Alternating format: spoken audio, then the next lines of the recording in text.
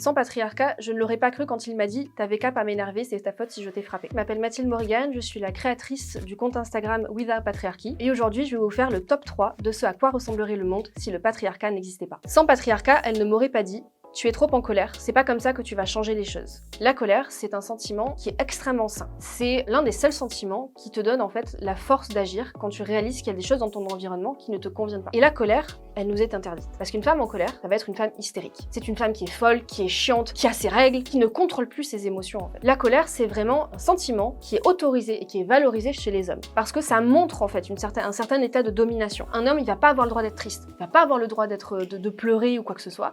Par contre, il a le droit d'être en colère. Il y a cette idée de, ok, un homme en colère, il y a forcément une raison légitime, et en plus, ça va être impressionnant. Moi, je sais qu'en tant que femme, un mec qui s'énerve, ce à quoi on m'a éduqué à penser, c'est attention, parce que si t'en fous une, tu te retrouves à l'hôpital. Sans patriarcat, elle n'aurait pas dit, je n'achèterai jamais une poupée à mon fils. Un garçon, un petit garçon, 3 ans, qui joue avec une Barbie, eh ben ça va entacher sa virilité, ça va entacher sa masculinité. Et s'il y a bien une tare pour un garçon, c'est de ressembler à une fille. Pour les filles, c'est pareil dans l'autre sens. Parce qu'une fille qui ressemble un petit peu à un garçon, c'est un garçon manqué. C'est-à-dire que c'est un garçon qui est raté. Il y a vraiment juste à ouvrir un catalogue de jouets et à regarder. Les garçons sont souvent dehors, dans les photos. Les femmes appartiennent à l'espace privé, à l'intime, tandis que les hommes appartiennent à l'espace public. Par exemple, il a été prouvé qu'il y a très peu de femmes qui restent dans la rue pour rester dans la rue. Moi, à Marseille, il y a beaucoup de mecs qui zonent. Mais les femmes, elles sont toujours en mouvement. Elles vont toujours dehors d'un point A à un point B. Et ça, c'est vraiment parce qu'il y a cette idée où les gars, ils sont là, bah ouais, c'est chez moi un petit peu, tu vois. Donc je reste là et j'ai le droit d'être là, en fait, je vais pas être emmerdée avec une meuf qui va venir me dire ah tu as de beaux yeux et tout. Non, il reste là tranquille. Une femme sait que ok je suis dans la rue, mais je sais qu'il y a des dangers dans la rue, que je vais pas forcément être à l'aise, etc.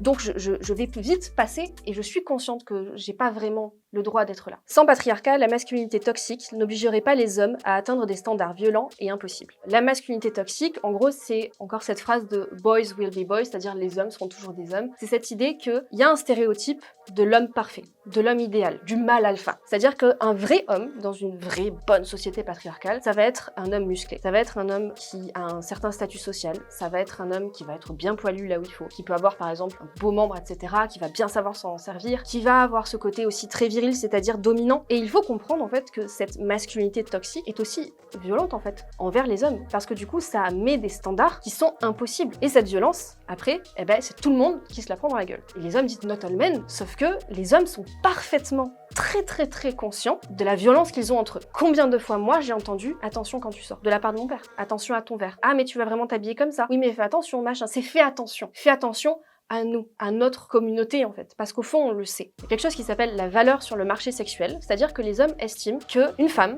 si elle est seule, eh ben c'est parce qu'elle le veut. Parce qu'en gros, si une femme veut être avec un mec, elle aura toujours des gars à ses pieds. Par contre, un homme, s'il veut une femme, il va beaucoup plus galérer. Parce que les femmes sont, bien évidemment, vénales, sont compliquées, etc. machin. Qu'en gros, elles sont opportunistes, et donc si elles veulent un mec, elles veulent qu'il soit riche, qu'il soit beau, qu'il puisse, je sais pas, leur donner de l'argent, enfin, tu vois ce que je veux dire, être un vrai bonhomme, etc. Et donc, elles vont aller vers ces gars-là, vers ces mâles alpha. Dès que le mâle alpha n'en veut plus, parce que le mâle alpha a tous les droits, eh ben elles vont aller pleurer sur l'épaule du bêta. Le bêta, ça va être le gars qui a un petit peu plus d'embonpoint, qui n'a pas de Porsche par exemple, mais qui va quand même prendre un petit peu les restes du mâle alpha et qui va réconforter la meuf qui est toute seule. Et il va se dire bon par contre j'ai été bien mignon donc tu peux me sucer. Il y en a beaucoup qui vivent une absence ou un désert en fait dans leurs relations sexuelles, leurs relations amoureuses, etc. C'est à cause des femmes parce que les femmes leur refusent le droit d'être aimées. Le patriarcat, c'est une société qui est commandée, dirigée, organisée, structurée par et pour les hommes. Je me disais ça serait trop bien d'écrire un livre sur un monde sans patriarcat. Donc c'est pour ça que je me suis dit,